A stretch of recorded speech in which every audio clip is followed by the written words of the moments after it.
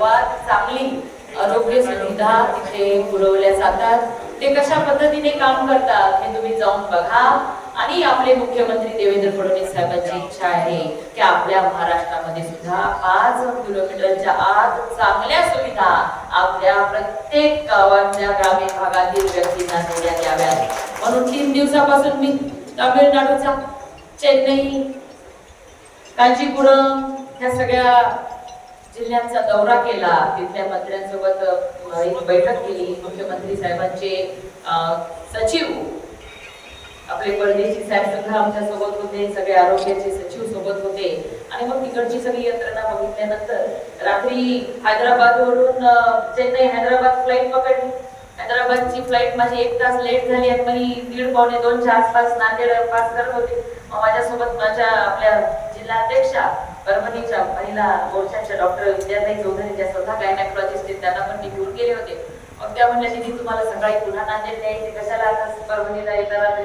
म्हणून नांदेडमध्ये मुक्काम केला की वेळेत माझा कार्यक्रम सुरू झाला पाहिजे आणि मला वसमतकरांना भरपूर वेळ देता आला पाहिजे। मी 9:15 वाजताच अर्धापूरला जाऊन पोहोचली। आयोजकाच्या आधी मीच, पण तिथं सगळी काही व्यवस्था अजून लोक पण यायची राहिले होती, सगळे यायचे। मग तिथे ओळखी पाळखीच्या घरी चहा पाणी सत्कार तिथल्या PSC ला भेटी दिली आणि मग 11:15 वाजता तिथला कार्यक्रम सुरू झाला। आणि सुंदर असा कार्यक्रम आपले नेते महाराष्ट्राचे माजी मुख्यमंत्री अशोक चव्हाण साहेबांची लेक जी पहिल्यांदा विधानसभेमध्ये आमदार झाली त्या श्रीजयाताई चव्हाण यांनी सुंदर असा मेळावा, जॉब फेअर, नोकरी देण्याचा मेळावा ठेवला होता। एकदम स्टँडर्ड क्वालिटीचा आणि 150च्या वरती कंपन्या त्या ठिकाणी आल्या। 10,000च्या वरती मुलं मुली आमचा कार्यक्रम सुरू ते जमल्यानंतर सुरू झाला। मग त्या कार्यक्रम पूर्णपणे संपल्यानंतर मला इथे यायला उशीर झाला, त्यामुळे मी तुम्हा सगळ्यांची क्षमा मागते।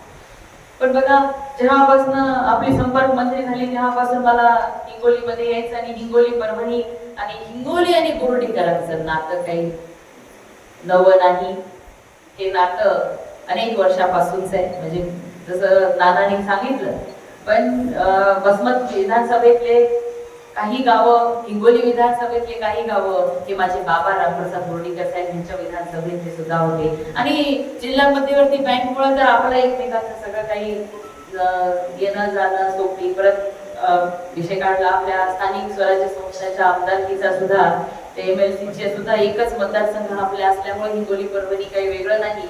आणि मी सुद्धा हिंगोली परभणीला काही वेगळं समजत नाही। मी जरी पालकमंत्री परभणीचे असले आणि संपर्क मंत्री आपले असले तरी सुद्धा मी महिन्यातून 2 दिवस आपल्या हिंगोली जिल्ह्यासाठी द्यायचं ठरवलेलं आहे। आणि आज माझी इच्छा होती की वसमत शहरातले नगराध्यक्ष, नगरपालिकाचे CO, आपले BDO, आपले तहसीलदार, आपले पोलीस म्हणजे जे कोणी इन्स्पेक्टर असतील, PI असतील, पोलीस स्टेशन इन्चार्ज, त्यांच्यासोबत आपल्या सगळ्या पदाधिकाऱ्यांची बैठक घ्यायची, जेणेकरून पदाधिकारी आणि शासनाचे अधिकारी यांच्याशी समन्वय चांगला असला तर सगळ्या काही कामं होऊ शकतात। पण आज आपले काम वेळेअभावी ते सगळं होऊ शकलेलं नाही। पण पुढच्या चक्रेला निश्चितच आपण अशा बैठका सगळ्या घेणार आणि महिन्यातून 2 दिवस, पूर्ण 2 दिवस हे हिंगोली जिल्ह्यातील भारतीय जनता पार्टीच्या माझ्या सहकार्यांसाठी देण्याचं पहिलेच ठरवलेलं आहे। त्यामुळे आपल्याला वाटत असणार की महिन्यातून 1 दिवस नाही तर महिन्यातून 2 दिवस, कारण की पक्षाने जी संधी मला दिलेली, बघा दुसऱ्याच वेळेसची आमदार आहे, महायुती झाली, महायुतीमुळे अनेक आपल्याला सहन करावं लागलं आणि त्यात वसमतवादी तर बिचारे पहिल्यापासून मग लोकसभेला सगळी तयारी असताना, मतदार भारतीय जनता पार्टीला मतदान करण्यासाठी इच्छुक असताना सुद्धा कधी कधी युतीमध्ये आपल्याला काही गोष्टी आपल्या मनावर कराव्या लागतात। आणि आपल्या सगळ्यांना माहिती, लोकसभेच्या वेळेला तर असं वातावरण होतं की हे महाविकास आघाडीवाले तर कुठल्या हवेत होते माहिती नाही, भारतीय जनता पार्टीची सरकार काही राज्यात येत नाही, अशा पद्धतीचं वातावरण होतं लोकसभेच्या वेळेला। आणि त्यामुळे जरी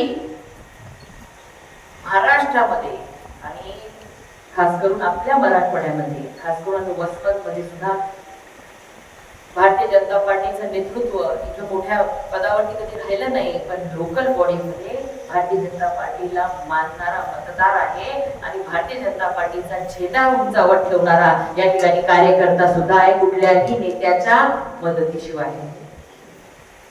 अशा वेळेला तर इथे जर संधी मिळाली असती तर निश्चितच आपण इथे सुद्धा विधानसभेमध्ये झेंडा फडकवू शकलो असतो. पण लोकसभेमध्ये अशा पद्धतीचं वातावरण झालं की मग आपल्या नेत्यांना सुद्धा महायुती करावी लागली आणि युतीमध्ये काही काही गोष्टी आपल्याला ऍडजस्ट कराव्या लागतात. बघा 132 भारतीय जनता पार्टीचे आमदार निवडून आलेले, त्या महाराष्ट्राच्या इतिहासात पहिल्यांदा कुण्या एका पक्षाला एवढं मोठं यश मिळालं तर ते म्हणजे भारतीय जनता पार्टीला, ते पण आपल्या मुख्यमंत्री देवेंद्र फडणवीस साहेब यांच्या नेतृत्वामध्ये आणि आपल्याला लाभलेले कामदार असे प्रदेशाध्यक्ष म्हणजे बावनकुळे साहेबांच्या नेतृत्वामुळे. इतकी सुंदर रचना बावनकुळे साहेबांनी करून ठेवली. बघा आज आमच्या परभणी जिल्ह्यामध्ये सुद्धा 40 वर्षातली मी दुसरी भारतीय जनता पार्टीचे आमदार. एकदा गंगाखेडला कमळ फुललं होतं आणि त्याच्यानंतर जिंतूरमध्ये कमळ फुललं. जिंतूरमध्ये ते एवढं जातीय समीकरण इतके विचित्र की तिथं कधी कमळ फुलणार नव्हतं. परंतु देवेंद्रजींना पण तेच विशेष की पहिल्यांदा परभणी जिल्ह्यामध्ये कमळ फुललं, ते मेघनाच्या रूपाने कमळ फुललं. आज सुद्धा आम्हाला तिथं आपले इथं जसा संघर्ष तसाही पालकमंत्री झाली तरी महायुतीच्या लोकांसोबत आपल्याला संघर्ष करावा लागतो. प्रत्येक जण आपापला पक्ष वाढवण्यासाठी, प्रत्येक जण आपापल्या कार्यकर्त्याला ताकद देण्यासाठी आपापल्या परीने प्रयत्न करत असतं. पण त्यातून सुद्धा आपल्याला उभं राहायचंय. बघा आज डबल इंजिनची सरकार आहे, केंद्रामध्ये नरेंद्र मोदीजींची सरकार आहे आणि राज्यामध्ये सुद्धा आपले मुख्यमंत्री आहेत, भाजपाचे मुख्यमंत्री आहेत आणि त्या महाराष्ट्राच्या जनतेला न्याय देणारं नेतृत्व म्हणजे देवेंद्र फडणवीस साहेबांसारखं नेतृत्व लाभलेलं असताना आपल्याला आता दूर राहायचं नाही. येणाऱ्या स्थानिक स्वराज्य संस्था कधी सुद्धा लागू शकतात. आता सुप्रीम कोर्टामध्ये चालू आहे, एप्रिल मे मध्ये लागू शकतात. त्याच्यामुळे येणाऱ्या निवडणुका ह्या कोणाच्या निवडणुका आहेत? कार्यकर्त्यांची निवडणूक. मला बघा आता मी काही भाषण नाही करत पण थोडंफार आता आढावा किती अध्यक्ष आहेत आपल्या पक्षाचा, किती जण बूथ प्रमुख इथे बसलेले,